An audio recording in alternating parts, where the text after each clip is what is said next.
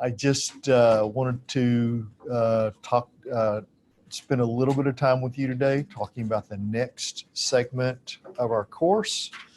And what we're trying to do is we've been working on uh, philosophy of religion kinds of questions for the last couple of class periods. Today we have one more class period that we're going to do on that. And then we'll, just so you know, just to kind of give you a heads up, our next move will be to go to the modern period. So we've looked at kind of the ancient philosophers. We're now looking at medieval, and then starting next class period, we'll be looking at moderns and moving forward from there.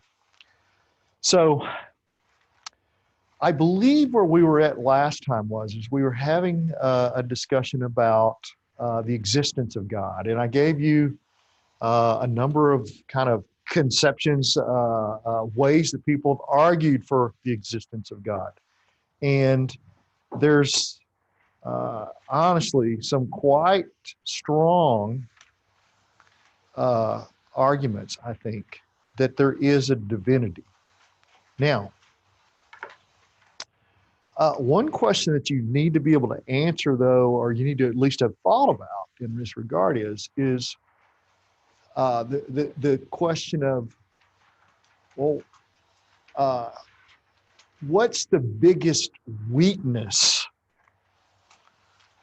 What's the biggest weakness for the arguments for God's existence? If one wants to offer a critique, what could that critique be? Well, I'll just tell you this. It's not what some people would say, well, you know, science has just overwhelmed it. That's not really the critique. There's scientists all over the map on this subject. I don't really think that would suffice to convince anybody. If science was in unanimity about it, then I think that would be news. But they're not. So what is the biggest weakness? Well, the biggest weakness for the arguments concerning the existence of God is not what they demonstrate, but what they don't demonstrate. That's the biggest weakness. It's not what they demonstrate, but what they don't demonstrate. Now, what am I saying here? What I'm saying is that if I'm I'm trying to look at this and say, well, is there a God or not? I think I can show with a certain amount of reason that there probably is. But what I can't do is I can't tell you which God, who that God is. Philosophy cannot get you to the correct God. All it can do is get you to the likelihood that there is one. You see? So that's where, honestly, for a lot of people, religious belief comes into play.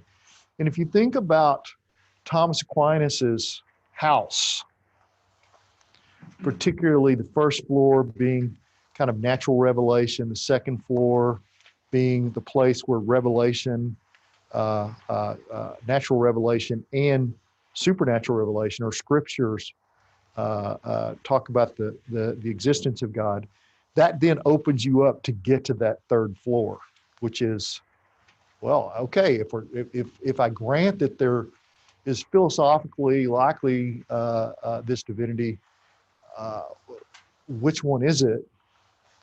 Which God is it, or which religion is true, or any of them true? I mean, that's also the possibility. The possibilities are this: either no religion's true, or one religion's true, or perhaps maybe a few religions are true, or some religions maybe. But let me just make this point. Now, I make this point in my world religions class every single semester.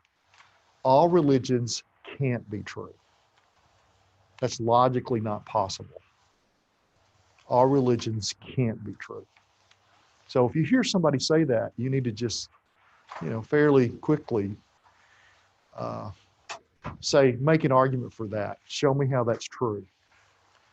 They won't be able to. There's too many inconsistencies, too much disagreement.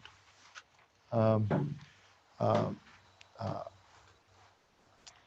if you look, and as you know, I'm published in this area. If you study these religions, what you'll find is they say the opposite with great regularity of one another. They say the exact opposite. So, as you recall from our discussion of logic, the law of non-contradiction says that it's not possible for something to be the case and not to be the case in the same way. Uh, so, uh, so that's the possibilities. Either none of them are true, one of them is true, or maybe some of them. Maybe you could say, well, there's some that are in alignment